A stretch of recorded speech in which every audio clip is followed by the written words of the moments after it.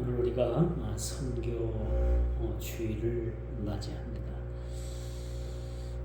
이 선교 주일 우리가 매월 우리가 마지막 주를 택해서 이렇게 선교 주일을 우리가 지키고 있는데, 이 선교 주일을 통해서 우리가 다시 한번 참 복음은 확장되어야 된다.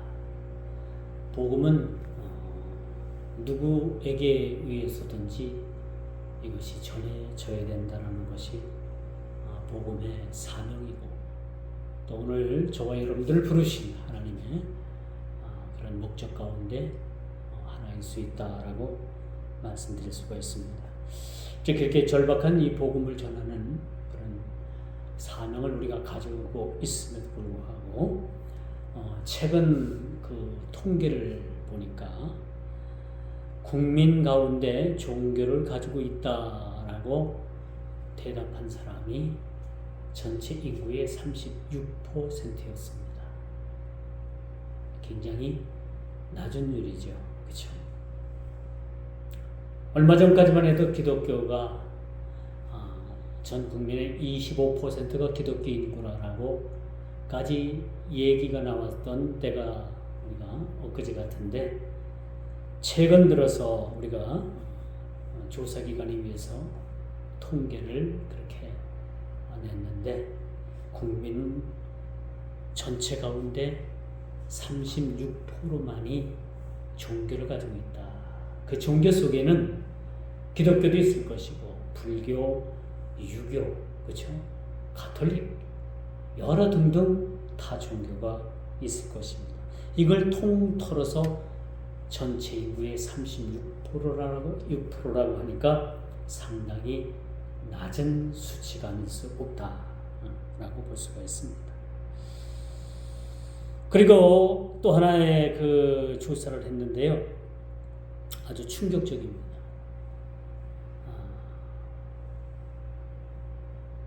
종교 중에서 여러 종교가 있지만, 이런 여러 종교 중에서 어느 종교가 가장 여러분들에게 선호감이 있습니까? 어느 종교가 여러분들에게 있어서 친근감 있고 선호감이 있습니까? 라고 물었더니, 그 응답한 그 사람들 중에 30%가 넘게 불교라고 대답을 했대요. 그 다음에 30%가 조금 못 미치지만, 그 다음 번으로는 가톨릭이라고 그렇게 이야기를 했다고 합니다. 그 다음 순서가 궁금하죠? 그 다음 순서는 유교라고 합니다. 유교. 그럼 더 우리가 궁금증을 자아낼 수밖에 없죠. 기독교는 과연 몇 %의 선호감을 가지고 있는가? 놀라지 마십시오. 여러분은 몇 % 정도 기독교를 선호하는 전체 국민이 있다고 생각을 합니까? 6%입니다. 우리나라의 전체 인구의 6%만이 교회에 대해서 긍정적인 생각을 가지고 있다는 거예요.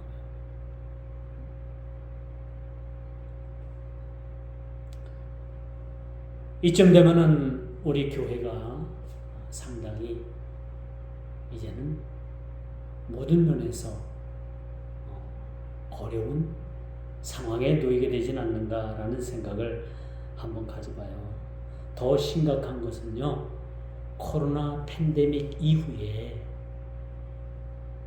교회를 출석하던 그런 교인 수가 30%가 교회를 떠나고 돌아오지 않는다는 겁니다.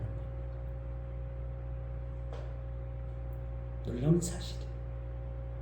30%가 팬데믹 이후에 예배를 드리지 않고 교회로 돌아오지 않는다. 이쯤 되면 우리 기독교, 오늘날 교회들이 심각한 그런 영향, 심각한 그런 문제에 빠질 수밖에 없다는 것을 보게 됩니다.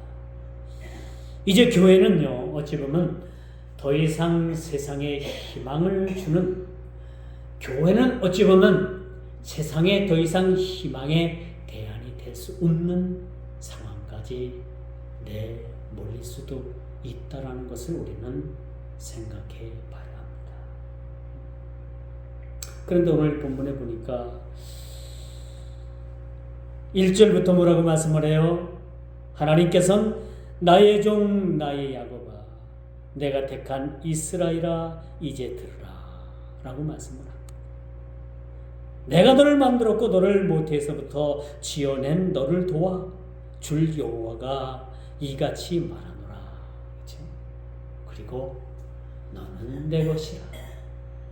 내가 너를 택해서 불러 세웠고 내가 너를 만들었다라고 그렇게 말씀을 합니다. 이런 말씀 중에 참 죄송합니다만 우리 현 시대를 우리가 한번 생각해 봅시다. 지금 우리가 사는 세상을 한번 생각해 봐요. 얼마 전까지만 해도 제가 강단에서 여러분들이 세속을 경계해야 합니다. 여러분들이 신앙이 세속화되어서는 안 됩니다. 그렇게 힘주어서 여러분들에게 강조를 했습니다. 세속화되어서는 안 된다. 세속에 물들어서는 안 된다는 것을 말씀을 드렸습니다만 이러한 염려에도 불구하고 이제는 많은 사람들이 세속화되는 것을 넘어서서 옛날 그 자리로 돌아간다는 거예요.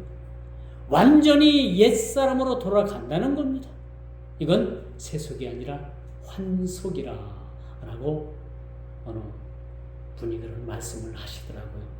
저는 이 말씀에 100% 공감을 합니다.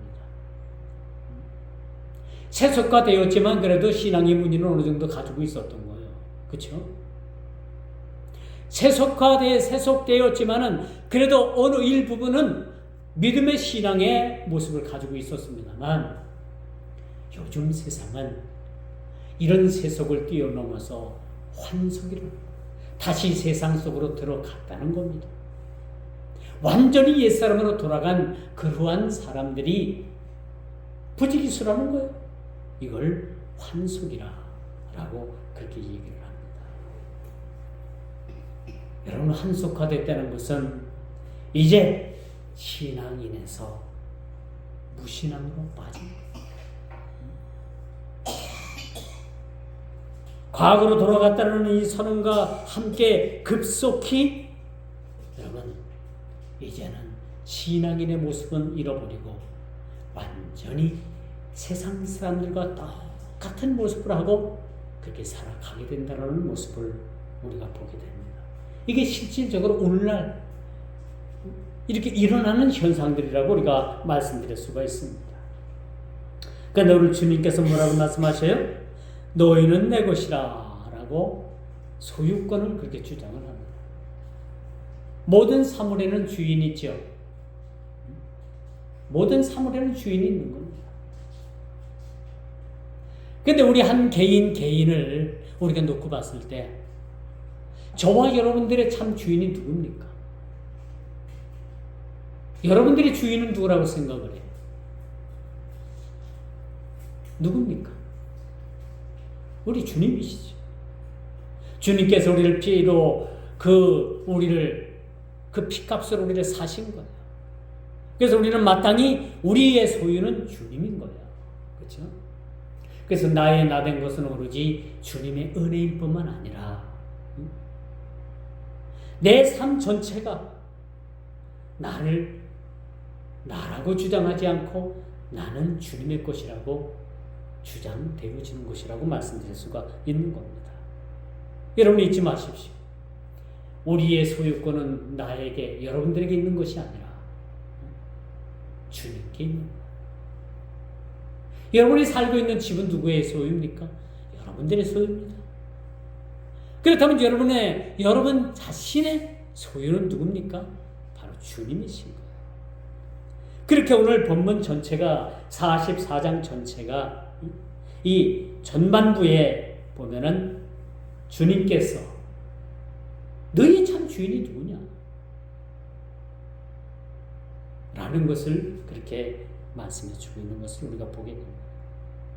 이뿐입니까? 더 나아가서 그분께서는요, 그의 신을 부으셔서 새로운 존재로 저와 여러분들을 새롭게 하시겠다라고 말씀해 주고 있죠. 마지막 때에 우리 주님께서는요, 성령을 물붓듯 우리에게 부어주실 것입니다. 요한복음을 우리가 보게 되면요, 요한복음은 전체적으로 예수님께서 이제 이 지상 사역을 다 끝내시고 하늘나라로 올라가시잖아요. 내가 하늘나라로 올라간 아버지께로 간 후에는 너에게 뭘 보내주시겠다? 보혜사를 보내주시겠다. 이게 실질적으로 그 예수님께서 부활 승천하시고 그 120문도가 마가의 다락방에서 기도했을 때 그 약속대로 그들에게 성령을 보내주셨던 거예요. 그렇죠? 지금까지 그 보내주셨던 성령께서 지금도 똑같이 역사하고 있다는 사실을 우리가 보게 됩니다. 주님께서 우리를 택하시고 우리를 소유 삼아 주셨을 뿐만 아니라 그 소유된 백성들에게 하나님의 신인 보혜사 성령을 그렇게 통해서 우리를 새롭게 해주시거든요. 우리가 예수를 믿고 새롭게 되어지는 건요, 우리의 확고한 노력으로 이것이 우리가 새롭게 되는 게 아니에요. 우리를 전적으로 새롭게 해주시는 분은 누구냐? 보혜사 성령이십니다. 하나님께서, 주님께서 보내주신 그 영, 내가 올라가면 너희들에게 새 영을 너희들에게 보내주시겠다라고 하신 그 영, 그 보혜사 성령께서 우리를 새롭게 하는 작업을 통해서 우리를 새롭게 만들어주시는 겁니다. 그러므로 고린도후서 5장 17절에 보니까 그런 말씀이 있어요. 그런즉 누구든지 그리스도 안에 있으면 그리스도 안에 있으면 새로운 피조물이라, 보라 새 것이 되었도다 라고 그렇게 말씀을 합니다. 그러므로 우리가 주님께 속한 자, 즉 하늘에 속한 자는 그 신분에 맞게, 그 신분에 걸맞게 거룩함을 도모해야 돼요. 왜? 우리는 하나님의 소유이기 때문에 그런 거예요. 하나님의 소유이기 때문에. 그러므로 우리가 거룩함을 도모해야 될 뿐만 아니라 이 세속의 삶을 끊고 날로 세속을 넘어서 환속되어져 가는 그러한 흐름을 이 시대에 끊지 않으면은 오늘날 교회와 우리는 절대적으로 희망이 없음을 우리가 자각해야 된다라고 말씀드릴 수가 있습니다. 그러므로 우리가 내 이웃을 내 몸과 같이 사랑하고 하나님을 사랑하고 거짓을 버리고, 그렇죠? 진정으로 하나님을 사랑하는 마음들이 우리 삶 가운데 회복되어지지 않으면 안 된다는 것을 감히 말씀을 드릴 수가 있는 겁니다. 하나님의 소유가 되었다는 것은요, 전 인격적인 삶의 변화를 요구하는 겁니다. 이렇게 변화된 삶, 변화된 인격적인 삶이 있어야 주님과 그때서 비로소 동행하는 삶을 살아가게 되는 거예요. 그리스도를 믿는다는 것은 머리부터 발끝까지 변화될 뿐만 아니라 주님께서는 변화를 요구하고 계신다는 겁니다. 예수 믿으면 변화돼요. 전 인격적인 삶이 변화가 됩니다. 예수 믿기 전의 성격과 예수 믿은 후의 성격이 변화됩니다. 모든 것이 변화가 되는 거예요. 새롭게 해주시는 겁니다. 왜? 나의 옛사람은 죽고 우리는 다 새 사람이 된 사람들, 그렇죠? 새 사람이 됐어요. 이 얼마나 감사한 일입니까? 나의 옛사람은 죽은 거예요. 십자가에 장사된 바 된 그러한 모습입니다. 더 이상 옛사람이 나를 지배할 수가 없는 거죠. 새 사람으로서 우리가 세상을 살아가게 되는 거예요. 그러므로 성령의 강력한 기름 부으심, 오늘 3절의 말씀이죠. 나는 목마른 자에게 물을 주며 마른 땅에 시내가 흐르게 하며 나의 영을 내 자손에게, 나의 복을 내 후손에게 부어주겠다고 말씀해 주고 있어요. 나의 영을 내 자손에게, 또 나의 복을 내 후손들에게 충만히 부어주겠다고 그렇게 3절에 그렇게 약속해 주고 있음을 우리가 보게 됩니다. 이것이 실제적으로 여러분 예수님 승천 이후에 그렇게 120문도가 모였던 그 자리에 하나님께서는 그 약속대로 성령을 통해서 이 땅에 충만히 그렇게 임하게 하셨다는 사실을 우리가 보게 되는 겁니다. 그러므로 여러분 우리가 다시 한번 말씀을 드리건데 하나님의 소유가 되었다는 것은요 그분의 거룩함의 다스림을 받는 다스림. 여러분 누구의 다스림을 받습니까? 제가 초대도 말씀을 드렸습니다만 하나님의 다스림이 우리의 삶에 필요한 거예요. 여전히 우리의 삶에 내 주장이 강하고 내 뜻대로 사는 사람들은 주님과 상관이 없는 사람들. 자기 뜻에 사는 사람들은 여전히 주님과 전적으로 상관이 없다고 봐도 이것이 100% 맞는 말입니다. 여러분 주님께서 우리를 다스리고 우리는 다스림을 받을 때 거룩한 삶이 회복이 됩니다. 주님 내 안에 계시고 내가 주님 안에 있을 때 어떤 어려움과 고난과 역경과 큰 그런 인생의 그런 넘지 못할 파도와 그런 광풍이 대적한다 할지라도 우리는 두려워할 필요가 없는 겁니다. 두려워할 필요가 없는 겁니다. 왜? 우리 주님께서는 부한데도 처하게 해주시고요 피난데도 처하게 해주시는 분이 바로 우리 주님이시기 때문에 그렇습니다. 이제 두 번째로 성령으로 새롭게 하시겠다라고 6절에서부터 8절까지 그렇게 말씀해 주고 있습니다. 주님의 소유가 된다는 것은 여러분 성도는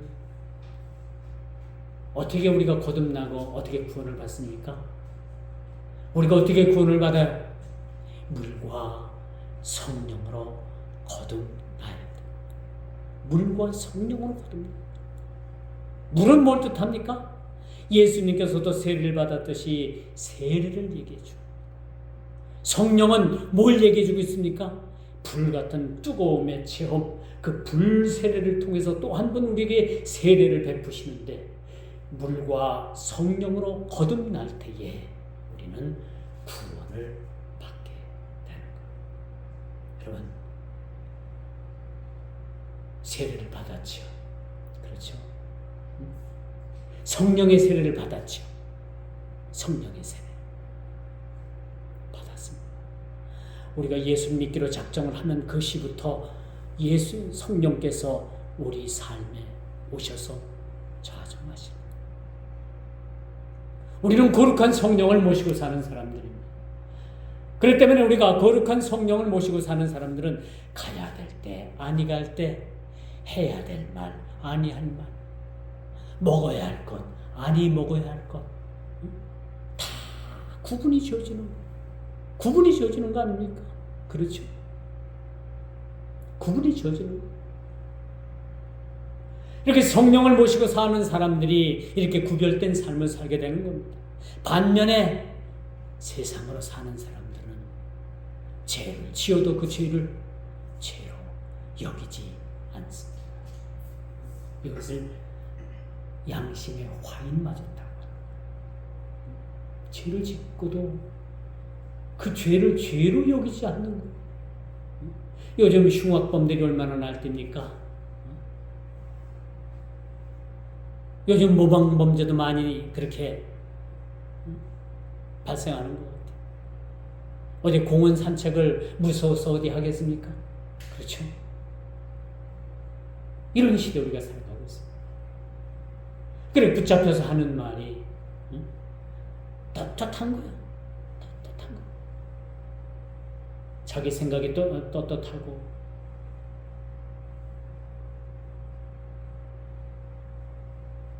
우리가 주님의 소유가 된다는 것은 물과 성령으로 거듭날 뿐만 아니라 이젠 거듭나고 구원받은 자들로서의 마땅한 이 땅에서의 생활의 구원을 이루어 가야 된다는 사실들을 우리가 기억을 해야 되는 거죠. 이렇게 새롭게 된 증거들을 가지고 살아갈 때에 우리는 성령님의 강력한 성령의 임재 속에서 거듭남을 또 새롭게 됨을 우리가 경험하게 됩니다. 거듭남을 우리가 경험하게 됩니다. 아직도 예수를 믿으면서도 세상 연락을 끊지 못했다라면 이건 아직은 아닙니다. 아직은 아닌 거예요.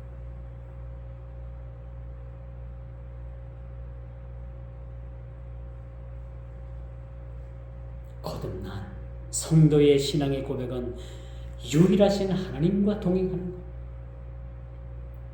내 구주 예수를 친구 삼아 주님과 그런 동행하는 삶이 바로 거듭난 자들의 모습이라고 우리가 볼 수가 있는 겁니다. 우리는 지금 유럽의 기독교를, 그 유럽의 기독교의 몰락을 지켜보고 있습니다. 안타깝죠. 유럽이 얼마나 그 기독교의 아주 문화를 꽃을 피웠던 그런 나라들입니까? 저는 뭐 유럽을 가보지는 않았습니다만 유럽 곳곳에 아직도 기독교의 많은 흔적들이 남아있어요. 근데 요즘 골칫거리가 있대요. 유럽의 그 큰 교회들이 이것을 관리하기가 너무나도 힘들다. 이미 교회로서 기능을 잃어버리고 그걸 이슬람 종교가 사가지고 그 이슬람 그 종교 시설로 쓰는 곳도 많이 있답니다. 아니면 거대한 술집으로 만들어서 술을 파는 그런 곳으로 교회가 그 건물이 쓰여지고 있다는 거예요. 이런 큰 건물들이 유럽에서는 골칫거리래요. 골칫거리랍니다. 그렇게 찬란한 기독교 문화를 꽃피웠던 그 유럽이 지금은 흔적도 없이 그렇게 사라지고 있는 형편. 이게 이 현실이 오늘날 한국교회에 우리가 이런 똑같은 과정을 겪지 않으리라는 보장은 없는 겁니다. 우리나라도 대형 교회들 많이 있지 않습니까? 마지막 때가 돼서 교회의 숫자가 줄어들고 결국은 그 교회를 유지할 수 없는 그런 상황까지 놓인다면 우리도 유럽의 지금의 현실에 똑같은 그런 현실적인 그런 고난을 겪지 않을까 매우 걱정을 하는 마음에서 말씀을 드려볼 수가 있습니다. 더더군다나 급속도로 부흥을 이룬 한국교회요. 한국교회. 제가 지난주에도 말씀을 드렸습니다만 4사람 중에 한 사람이 이단입니다. 한국교회가 이처럼 부흥을 이뤘지만은 급속도로 지금 한국교회가 퇴락을 하고 있어요. 누구에 의해서? 이단들에 의해서.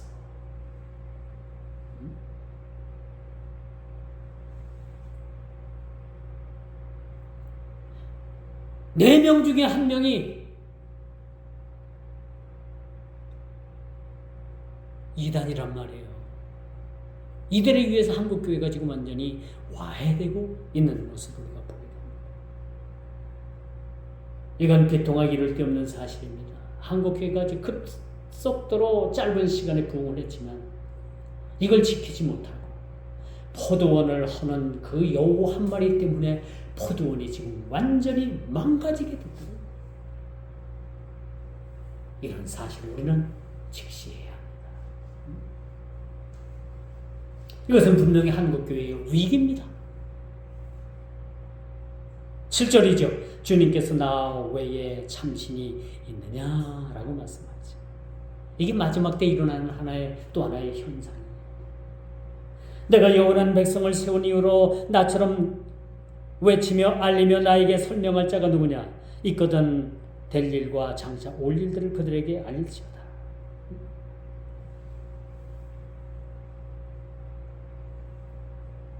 주님은 그렇게 말씀하십니다. 나 외에 어디 참신이 있느냐? 이 마지막 때가 되면 여기저기에서 우후죽순처럼 여기저기에서 많은 혼란이 가중되게 됩니다. 많은 혼란이 가중되게 됩니다. 기독교 이단들이 왜 이렇게 많이 발생을 하는지. 많은 사람들이 미혹을 받았어요. 많은 사람들이 교회를 떠납니다. 많은 사람들이 진리에서 떠나게 됩니다. 미혹을 당해서 그렇게 됩니다.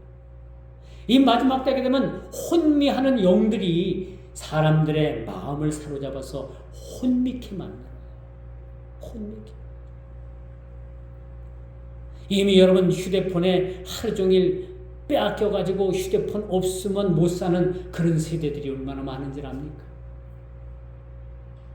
이 휴대폰이 사람의 정신을 완전히 빼앗아가 버리는 거예요. 이런 시대에 살아가고 있습니다. 이뿐입니까? 이제 하나님도 섬기고 베리알도 섬기는 일에 대해서 우리는 돌아서야 합니다. 오늘 말씀의 제목이 뭐예요? 나 외에 다른 신이 있느냐? 나 외에 다른 신이 있더냐? 라고 우리 주님께서는 그렇게 강력하게 저희들에게 묻고 계십니다. 그러나 안타깝게도 오늘날 하나님도 섬기고 베리알도 섬기고 그런 일에서 돌아서지 않는 그런 하나님도 섬기고 베리알도 섬기는 세상에 적당히 바란짝 들여놓고 교회에도 바란짝 들여놓고 양다리 걸치는 그러한 신앙들이 얼마나 많은지 몰라요. 그러나 우리 주님께서 말씀하십니다. 하나님을 선택하든지 베리알을 선택하든지 둘 중에 하나를 선택하는 거예요. 종교 혼합주의가 종교다원주의가 이미 대한민국에 많은 교회들을 그렇게 혼합주의로 다원주의로 그렇게 몰아가고 있습니다. 꼭 예수를 믿어야만 되느냐? 기독교 내에서도 일부 교회에서도 그런 말을 해요. 아니야. 꼭 교회만 다녀서 구원받는 것은 아니야. 좋은 일하고 착한 일하고 봉사하고 여러분들이 열심히 덕을 쌓으면 궁극적으로 여러분들이 하늘에서 만날 수 있다라는 거예요. 맞는 얘기입니까? 맞는 얘기라고 생각을 해요? 이렇게 미혹을 합니다. 이게 종교다원주의인 거예요. 어느 종교를 믿든 간에 그 최고 정상에 올라갔을 땐 모두가 다 거기서 천상에서 만날 것이라는 얘기를 합니다.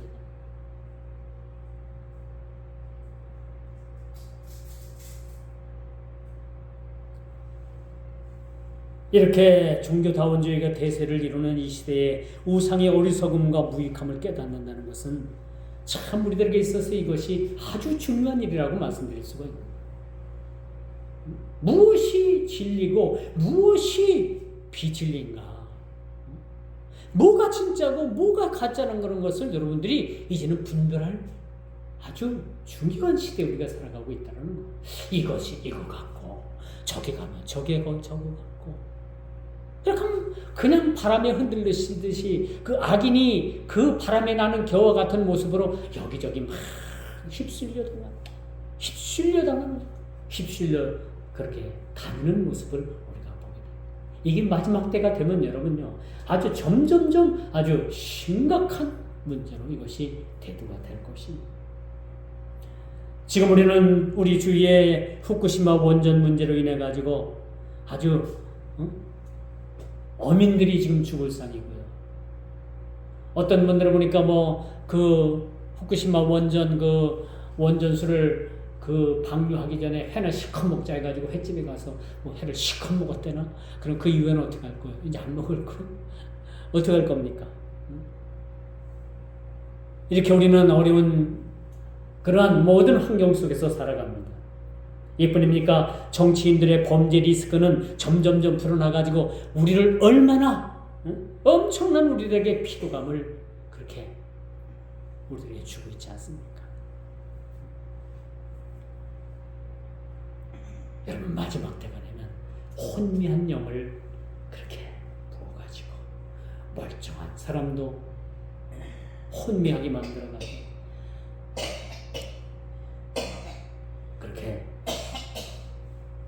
우상을 섬기고 또 그 일들로 인해 가지고 범죄하게 만들고 그런 일들이 비일비재할 겁니다. 제가 자주 인용하는 디모데후서 3장 1절이죠. 이것을 알라 말세에 고통하는 때가 이르겠다라고 이렇게 말씀해 주고 있습니다. 오늘 본문의 말씀이 이제 중반절로 넘어가게 되면은 어떤 말씀이 나오느냐, 우상에 대한 죄에 대해서 그렇게 우리 하나님께서는 그렇게 언급하고 계시는 말씀을 우리가 보게 됩니다. 여러분, 마지막 때가 되면요, 고통하는 때가 이르게 되는 거야. 많은 사람들이 고통합니다. 우리 기독교인들, 우리 크리스찬들도 마찬가지예요. 우리에게도 고통이 다가옵니다. 우리에게도 고난이 있습니다. 역경을 우리가 견뎌야 될 만한 그런 상황이 우리에게도 돌아온다는 거예요. 이럴 때 우리가 어떻게 할 겁니까? 세상 사람들은 몰라서 무자비하게 당한다고 하지만 우리는 어때요? 믿음을 가지고 이 모든 고난의 역경, 믿음을 가지고 이 모든 어려움들을 우리가 직시하고 이런 어려움들을 우리가 믿음으로 우리가 이것을 이겨내지 않으면 안 된다는 거예요. 말세에 고통하는 때가 이젠 이뤘다고 했어요. 이게 2000년 전에 쓰여진 일이거든요. 2000년 전에 이것이 쓰여지면서 이 마지막 때 말세에 고통하는 이 일들에 대해서 이렇게 미리 쓰여진 예언의 말씀인 거예요. 이 때가 지금의 때가 아닌가라는 것을 말씀해 주고 있습니다. 이제 마지막 세 번째입니다. 영적인 눈을 감기게 하는 시대가 곧 도래하게 될 겁니다. 많은 사람들이 눈을 떴다고는 하지만은 많은 사람들이 감겨져서 그렇게 앞뒤 분간을 못하는 일들이 그렇게 일어나게 된다는 사실들을 우리는 보게 됩니다. 신앙생활에 장애가 되는 것이 무엇입니까? 어떤 일입니까? 건강입니까? 재물입니까? 육신적인 문제입니까? 영적인 문제입니까? 우리가 신앙생활 가운데 아주 장애가 되는 요소 하나가 있는데요. 그것이 뭐냐면 자기 사랑이에요. 자기 사랑. 자기 사랑을 어느 만큼 하냐면요, 하나님 사랑하는 것보다 더 자기를 사랑. 이게 자기 사랑이에요. 자기를 사랑하는 것뿐만 아니라 자긍해요. 자기 스스로 긍지를 가져요. 자기 자랑에 빠지면요, 하나님이 안 보이는 겁니다. 오로지 우리 성도는, 우리 신자는 자기 자랑이 아니라 하나님 자랑인 거예요. 그렇죠? 하나님 자랑, 교회 자랑, 우리 예수님 자랑, 이것만 해도 우리가 평생을 살아가면서 다 자랑 못해요. 그런데 자기 자랑에 빠지게 되면 여러분, 하나님 자랑할 그러한 기회가 사라지게 되는 거예요. 자기 사랑이라는 것은 분명히 우상입니다. 이스라엘 백성들이 아세라 목상, 여러 가지 그런 목상, 그러한 어떤 우상을 섬겨서만 그들이 우상의 버릇을 범한 게 아니에요. 성경은요, 우상에 대한 정의를 내리는데 우상의 범위가 어디까지냐? 우상의 범위, 자기 사랑이 자기를 사랑하는 그 자체, 자기만을 사랑하는 그 자체, 그것을 우상이라고 했습니다. 자기 자랑, 자기 사랑에 빠진 그 자체를 우상 숭배라고 했습니다. 이런 사람들은요, 지극히 자기 중심적으로 살아가요. 우리 그리스도인들은 누구 중심으로 살아가야 돼요? 하나님 중심으로 살아가요.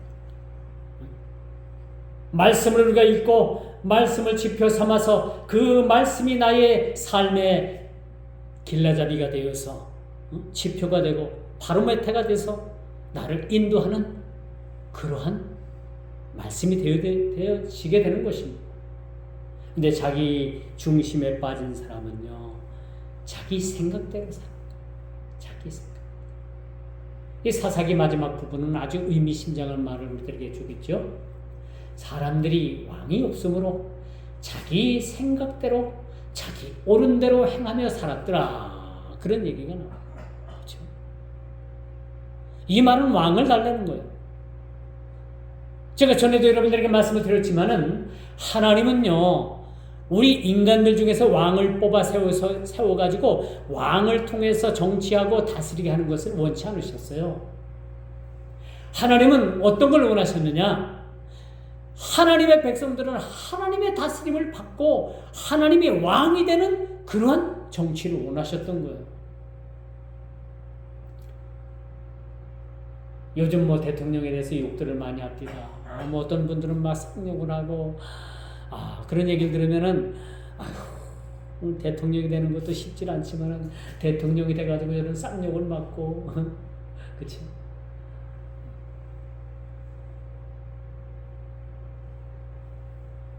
여러분, 하나님께서 우리를 다스리는 방법은요, 하나님께서 우리를 직접 통치하시는 신분 정치를 원하셨던 거예요.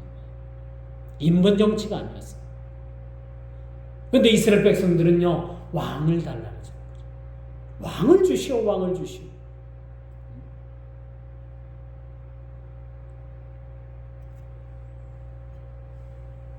그러므로 우리는 썩을 육신을 위해서 살아가서는 안 돼요. 여러분, 인간이 강건하면 70, 80이고 요즘 뭐 의학이 발달을 해서 100세를 누리는 그런 분들도 많이 있지만, 우리가 일평생 100년을 산다고 기준을 100년을 잡아도 이 100년을 사는 삶, 어떻게 보면 여러분 1000년이 하루 같고 하루가 1000년 같은 하나님의 그 영원, 오늘 본문에도 보니까 처음이요 나중이라고 했잖아요. 하나님은 알파와 오메가 되시는 그런 하나님이시죠. 처음이시고 나중 되는 분이에요. 하나님의 시간은요 영원입니다. 멈추지 않아요. 인간의 시간은 멈추지만은 하나님의 시계, 크로노스 시간이 아닌 카이로스적인 그 시간의 개념은 영원한 겁니다. 영원한 거죠. 그 세계에 우리가 들어가기까지 이 땅을 우리가 육신을 가지고 살아가게 되는데, 이 땅의 삶의 육신적인 삶은 국한되어 있는 거죠. 그렇죠? 그러므로 여러분, 우리가 이 땅을 100년도 못 사는 이 세상을 썩을 육신을 위해서 살 것인가? 아니면 영적인 영을 위해서 우리가 살아가게 될 것인가? 분명한 선택이 우리에게 이것이 놓여져 있다고 말씀을 드릴 수가 있습니다. 그러므로 우리가 육신을 위해서 살지 말고 영을 위해서, 하나님 나라와 그의 의를 위해서 사는 것이 우리 인생의 주된 목적이라고 말씀을 드릴 수가 있겠죠. 이제 말씀의 결론을 맺습니다. 우리가 주님 안에서의 삶은 생수가 넘치는 그런 연속적인 삶이 되어집니다. 우리가 주님 안에 있으면 주님의 생수가 우리 삶 가운데 이것이 샘솟듯 솟아나게 됩니다. 이 세상 연락은 잠시 잠깐인 거죠. 그렇죠? 여러분, 세상의 즐거움이 얼마나 값디까? 얼마 못가요? 좋은 자동차 사면요, 그게 나중에 뭐 한 달 되고 2달 되고 1년 되고 차 키스나고 뭐 차 이렇게 운전하다가 받아가지고 이렇게 찌그러지고, 그러다 보면 점점점 애지중지하고 매일 뭐 그냥 세차하고 닦고 왁스 칠하고 하던 차가 나중에는 그냥 신경도 안 써요. 그렇죠? 여러분, 세상에 아무리 좋은 것들도 시간이 지나면 다 그것이 변하게 돼 있어요. 그 모든 관심에서 멀어지게 돼 있다는 겁니다. 그러나 여러분, 이렇게 잠깐 보이다가 없어지는 안개와 같은 그런 것들이 여러분들이 목숨 걸어서는 안 된다는 거지. 마치 세상 일이 다 그렇다고 말씀드릴 수가 있는 겁니다. 이따 우리는 나그네라고 했잖아요. 순례자라고 했잖아요. 순례자가 뭐예요? 나그네 된 삶을 얘기해주고 있는 겁니다.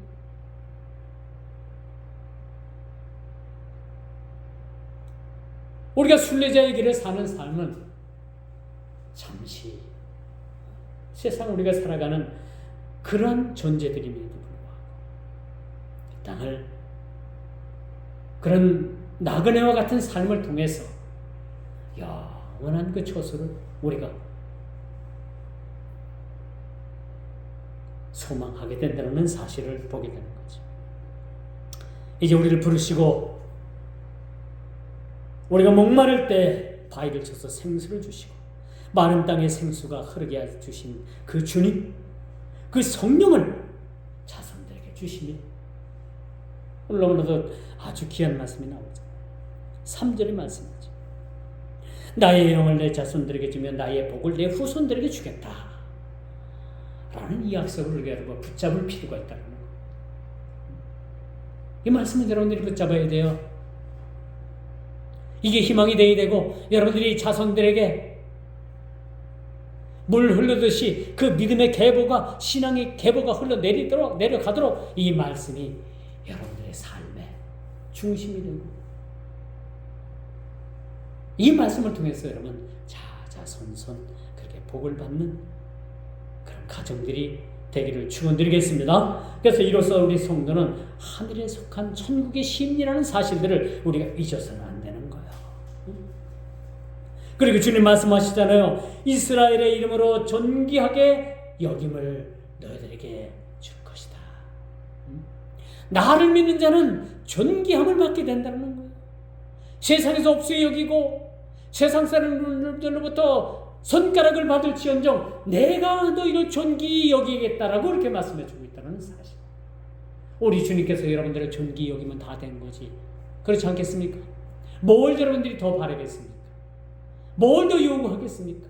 우리 주님께서 우리를 존귀한 자로 우리를 봐주시고 우리를 그 자리로 불러주셨는데 뭘 우리가 더 바랄 것이 있겠습니까? 오늘 이 본문 말씀 붙잡고 3절이죠. 나의 영을 내 자손에게 나의 복을 내 후손들에게 부어주겠다 라는 말씀 부여잡고 여러분 가정을 세우고 교회를 세우고 여러분 직장을 세우고 여러분 이 나라를 세워나갈 수 있는 저와 여러분 모두가 다 되기를 주님의 이름으로 축원하면서 말씀을 맺도록 하겠습니다. 기도합니다.